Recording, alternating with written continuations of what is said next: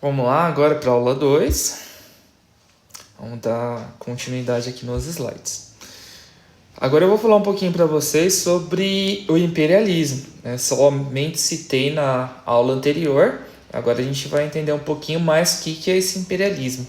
Então, entre 1885 a 1950, olha, é muito tempo, viu? Muito tempo. Ocorreu o imperialismo. O que seria o imperialismo? Também conhecido como neocolonialismo. O nome ele já é bem sugestivo, ou seja, foi um processo de colonização. Só que lembrando, a colonização, quando a gente coloca no Google, procura em registros históricos, a gente vai entender que a colonização foi realizada sobre o continente americano. Já o imperialismo, que seria um novo processo de colonização, ele foi realizado sobre o continente africano e asiático. Foi muito mais terrível o processo sobre o continente africano, certo? Esse processo é dado o nome de imperialismo, tá? Ásia e África, e foi mais forte sobre a África. Imperialismo. Então, o imperialismo foi essa dominação que aconteceu sobre o continente africano. Isso acontece sobre o contexto da segunda revolução industrial. Então, é necessário que você entenda que uma coisa está ligada com a outra. O que a indústria ela precisa? A indústria ela precisa de recursos naturais. Cobre, ouro, a prata, o ferro. E da onde que o continente europeu ele iria tirar boa parte dos seus recursos naturais para alimentar as suas indústrias? Do continente africano. Então, no continente africano, a Europa ela iria tirar base ali daquilo que ela necessitava para sua industrialização, segunda revolução industrial. O que vai acontecer sobre o continente africano? Eles irão realizar a partilha da África. O que seria a partilha? É mesmo de partilhar, de dividir, de separar. Uma parte é tua, uma parte é minha, uma parte é do outro. Então seria mais ou menos o seguinte, pegar o continente africano e separar entre as potências europeias. Uma parte da Itália, uma parte da Espanha, outra parte de Portugal e assim por diante. Isso aconteceu na Conferência de Berlim, ou seja, eles se reuniram na Alemanha, na cidade de Berlim, para poder realizar essa divisão do continente africano para o abastecimento industrial europeu de matérias-primas. Isso não somente aconteceu no que se refere à matéria-prima, foi um processo muito mais maldoso do que apenas retirada dos recursos naturais. O que acontecia? Pensa aqui comigo, o continente africano ele era dividido por reinos, por etnias, por grupos que se alinhavam, que conversavam, que mantinham uma certa união amigável. Então pensa aqui comigo o grupo A, continente africano, junto com o grupo B. O grupo D, ele era praticamente inimigo do grupo A e do grupo B. O grupo A e o grupo B, eles viviam praticamente em territórios vizinhos. O D era um pouquinho mais afastado. Então, o que o continente europeu ele fez, além de retirar os recursos naturais? Ele separou os grupos amigáveis, ou seja, o A e do B, e uniu aqueles que eram rivais, o D. Então, colocou o A junto do D e o B colocou de uma forma isolada. Então, é por essa razão que a gente encontra lá tudo se ligando. Lembra dos diamantes de sangue? É aí que começa o início dessas rivalidades do continente africano. Então, a retirada dos recursos naturais, ela acabou ficando em segundo plano, porque o continente africano ele esqueceu quem era o real inimigo, que era o continente europeu que estava oprimindo, colonizando, e começaram a entrar em conflitos entre si, certo? Então, esqueceram que o continente europeu era o dominador e o grupo A e o grupo D começaram a guerrear entre eles. Isso são os conflitos locais, por conta de religião, por conta de cultura, por conta de recurso. É aí que surge lá o filme que vocês assistiram, é aí que surge o Diamante de Sangue, é aí que surgem os conflitos africanos que se estendem até o século XXI e deu-se o seu início em 1885. Triste demais. Então o continente africano ele sofreu ali até 1950, conseguiram se tornar independentes, mas até hoje, em 2020, há esses conflitos locais.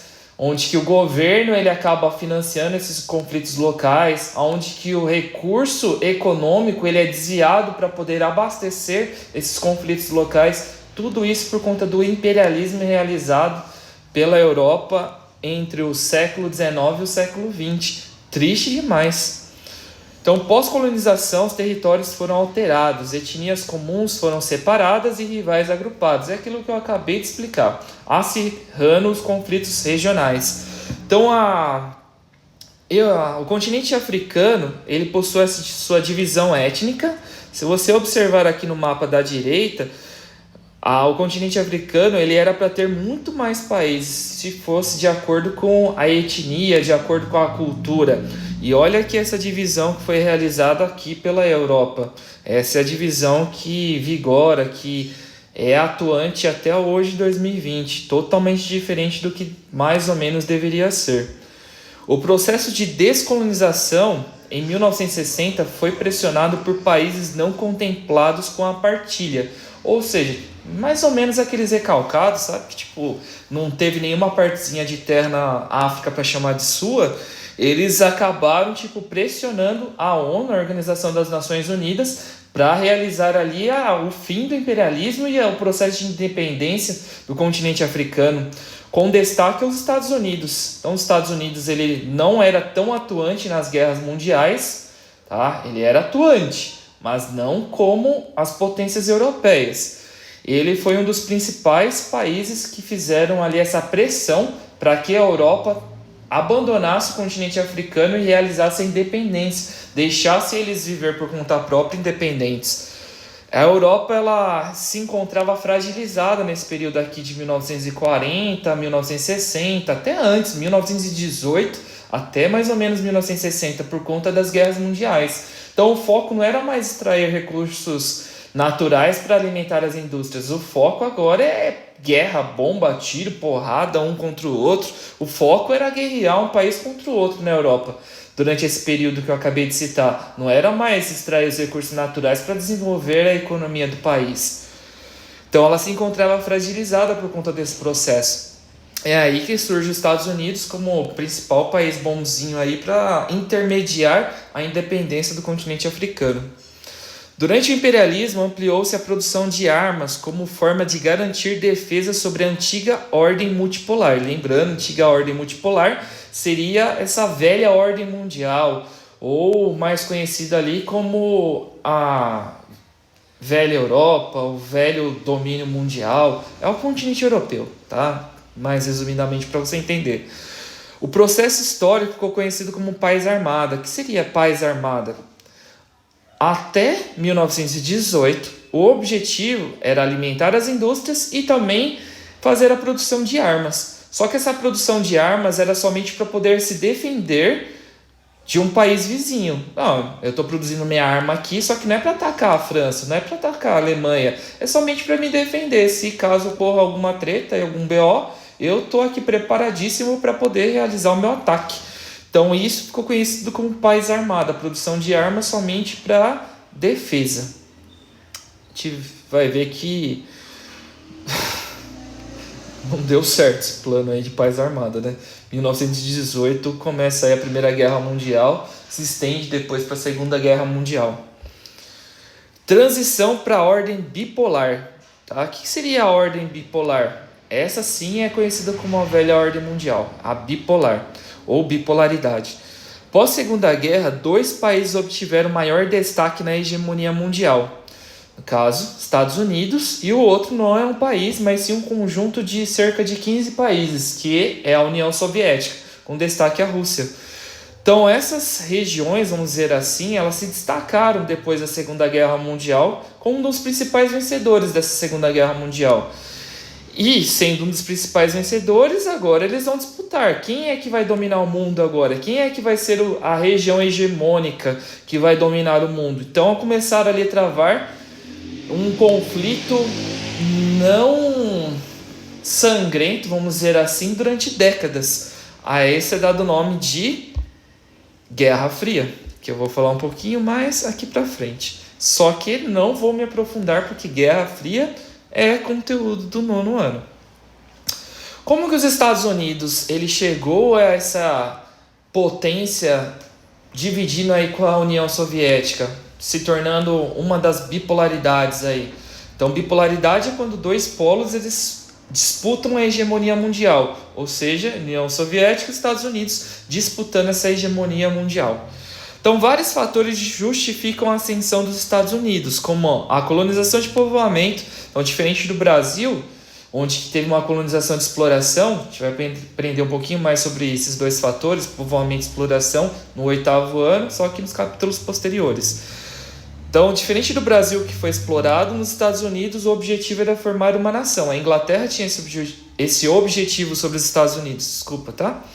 Doutrina Monroe seria uma doutrina de defesa. Já ouviu aquele lema? América para os americanos? Então, os Estados Unidos se fechou para que ninguém fizesse interferência sobre o seu território. Destino Manifesto era uma doutrina de ataque. Eles pegaram boa parte do território mexicano. O México era para ser muito maior e os Estados Unidos era para ser muito menor. Só que esse Destino Manifesto, que seria mais ou menos... Os Estados Unidos eles acreditam que eles são uma nação abençoada por Deus com o objetivo de dominar o restante do mundo, certo? Até hoje eles pensam dessa forma? Lógico que não, né? Mas por muito tempo vigorou esse pensamento. Geolocalização distante das guerras europeias. Então os Estados Unidos ele ficava distante do BO que acontecia na Europa, certo? A distância é bem grande. Plano Marshall, depois que todos os países europeus estavam arrasados com as guerras mundiais, Estados Unidos tinha dinheiro acumulado e fez empréstimos financeiros. Aí isso é dado o nome de Plano Marshall. Sabe que todo mundo que faz empréstimo depois cobra juros. Então os Estados Unidos ganham muito dinheiro com isso. E Big Stick, Estados Unidos ele acabou defendendo o território americano. Americano que eu falo não é Estados Unidos, tá? Americano é o continente americano. Então ele defendeu o território americano com ditaduras militares, com intervencionismo militar, com exército, num contexto de Guerra Fria. E transnacionais, tá? Estados Unidos espalhou transnacionais pelo mundo todo. O RSS, tá? Que é a União Soviética. Então, por que a União Soviética ela se tornou a potência na Guerra Fria? Primeiro, por conta que a Rússia é o maior país do mundo. Maior país do mundo alinhado a outros 14 países. Ou seja, é um mega bloco continental, né? Praticamente, vamos dizer assim, falando. Unindo suas forças militares e econômicas. Ou seja, a união de 15 economias, a união de 15 exércitos, mas principalmente pregando um modelo socialista que se espalhava a população rapidamente. Seria um mundo de Nárnia, Disney, fantástico, se a gente vivesse hoje numa igualdade social, onde que o filho do Bolsonaro estudasse na mesma escola que o filho do coletor de lixo. Seria maravilhoso se isso acontecesse, se houvesse uma igualdade socioeconômica para todos. Era isso que a União Soviética ela pregava, uma igualdade para todos. Só que a gente viu porque o homem ele tem uma ganância, uma maldade gigantesca. É por essa razão que essa igualdade ela não foi para frente. Porque o homem ele é muito maldoso. Então mesmo pregando, falando, divulgando sobre uma igualdade social, que é isso que é o socialismo, não deu certo por conta da ganância humana. Então Guerra Fria. O que seria a Guerra Fria? Seria então essa divisão bipolar. Então a divisão entre os Estados Unidos e a União Soviética, eles começaram a unir aliados. Estados Unidos ele uniu a Europa Ocidental, a União Soviética uniu a Europa Oriental e eles foram acabando realizando influência sobre os demais polos continentais e eles disputavam, é mais ou menos aquelas brigas de sexto ano, sabe? Onde que um só fica empurrando o outro, mas ninguém vai para cima do outro de fato para briga mesmo, só fica empurrando, só fica xingando um ao outro.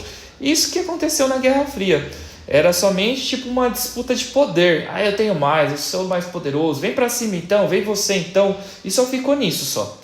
Por isso que é dado o nome de Guerra Fria. Não teve ali tipo sangue de fato falando. Era só uma disputa para quem tinha mais tecnologia, quem tinha mais arma, quem tinha um modelo econômico melhor. Estados Unidos pregando capitalismo, tá? E a União Soviética pregando socialismo, uma igualdade social. Quem chegava na Lua primeiro, sim, quem chegava na Lua primeiro. Então esse daí foi o contexto de Guerra Fria. Depois da Guerra Fria, onde que os Estados Unidos ele ganhou a Guerra Fria, ou seja, os Estados Unidos ele se tornou a maior potência mundial, os Estados Unidos ele mostrou o maior poderio acima da União Soviética, o melhor poder econômico, melhor poder militar, melhor poder tecnológico. Aconteceu mudanças, era quase que tipo, todo mundo estava esperando que depois da Guerra Fria, os Estados Unidos ele se tornasse a única potência mundial. Só que não, os Estados Unidos ele não ganhou sozinho, ele ganhou através da aliança que ele fez com a Europa, tá? Europa Ocidental. Ele ganhou através de alianças feitas através do mundo todo. Então, depois da Guerra Fria, os Estados Unidos ele acabou dominando o mundo junto com outras potências. Então, quem é agora que dominava o mundo depois da Guerra Fria? Estados Unidos, a Europa Ocidental e o Japão. Atualmente, também a gente pode colocar aí nesse pacote, que a gente já está começando a falar de fim de século XX e início do século XXI, a China, os tigres asiáticos, que você vai aprender um pouquinho mais no 9º ano, os BRICS, que você vai aprender agora no 8º. Então, várias potências acabaram dominando junto com os Estados Unidos. Então, a essas potências é dado o nome de nova ordem mundial ou ordem multipolar, onde que variadas potências dominam o mundo, que são os países capitalistas, assim falando, para você entender um pouco melhor. Sobre nova ordem mundial, também não é conteúdo do 8º ano, mas só para que tipo, a nossa aula ela fique fechadinha aí, sem uma incógnita, sem um ponto de interrogação. Mas e aí, o que aconteceu depois da bipolaridade? Porque o livro de vocês deixa assim. Então eu coloquei aqui a nova ordem mundial, que é contexto de outros anos também, para você entender o fim ali dessa história, ou o início aí do século XXI. Você entendeu, né? Se tiver alguma dúvida, deixa aí nos comentários, eu tiro aí para ti todas as dúvidas, tá? Um abraço e até mais.